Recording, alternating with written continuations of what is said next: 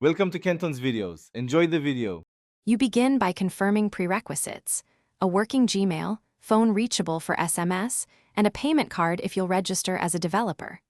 Once done, sign into Gmail and open Google Play Console. This is where you create the Play Store ID. Make sure to clear any conflicting accounts or older developer profiles because Google links identity to the account. Click Create Account and choose Developer Profile or Linked App Owner. This first step establishes the identity Google will display publicly, so enter exact names. You pay the $25 one-time developer fee and fill the registration form carefully. This purchase links your Play Store ID to billing details and enables app publishing. Next, enter your developer name exactly as you want it shown, confirm contact email and phone, and choose whether to register as an individual or organization.